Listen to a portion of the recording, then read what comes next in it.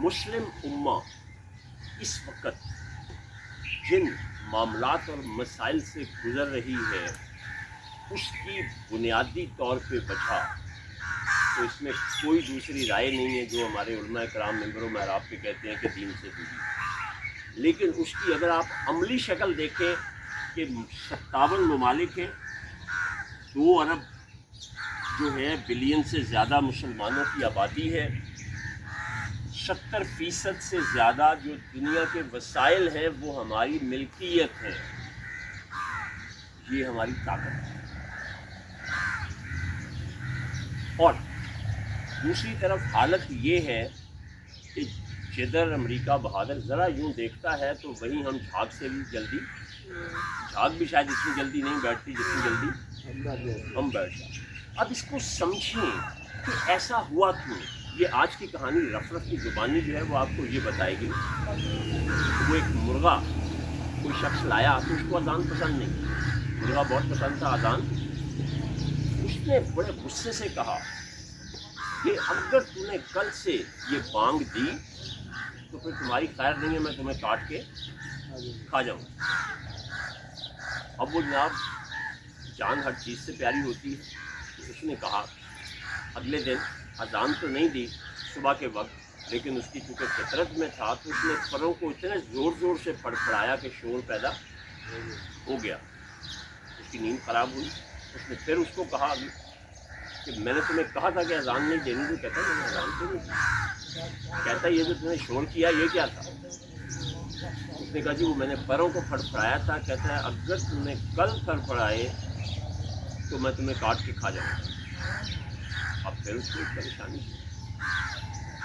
उसने अगले दिन ना अजान दी ना पर फड़फड़ाए, लेकिन अपनी गर्दन लंबी करके जैसे वो अजान के वक्त किया करता है तो उन नथनों में से आवाज़ निकालने की कोशिश की बंद मुंह के साथ। जैसे आवाज़ मैं बोल रहा हूँ तो ये तो आवाज़ है, ये शोर तो हो सकता है आवाज़ में।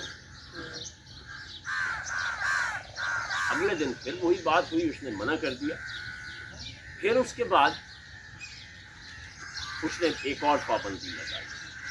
वो क्या थी कि कल से तुमने अंडा देना और अगर अंडा ना दिया तो तुम्हें मार के खा जाऊंगा। वो रोने लगा। उसने कहा क्या हुआ, मौत के खौफ इतना तुमसे। उसने कहा मौत का खौफ नहीं है, मुझे ज़िंदगी में पहली दफ़ा एहसास हुआ कि मरना तो बरहक है, मरना ही है तो इज़्ज़त की मौत मरना चाहिए। मैं अगर पहले दिन मरता तो इज़्ज़त की मौत मरता, अब मरूंगा तो बेगैरती की मौत।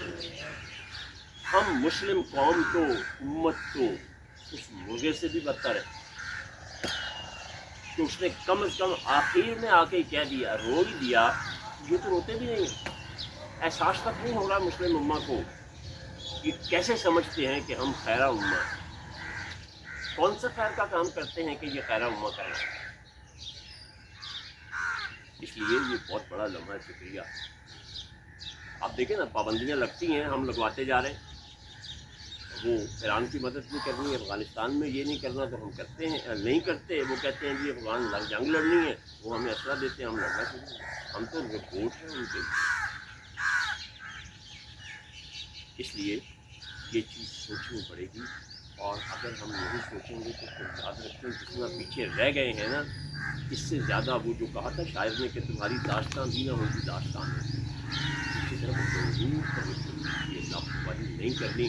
तो आखिरी बात कि हम क्या कर सकते हैं, जैसे मैं आप तक एक बात पहुंचाई है, आपको एहसास दिलाने की कोशिश की है, मुर्गे की कहानी सुना। ये मैंने पहले भी सुनाई थी 2-3 दिन पहले, लेकिन इसकी अपने अलग से एक रिकॉर्डिंग का। ठीक है, बहुत शुक्रिया।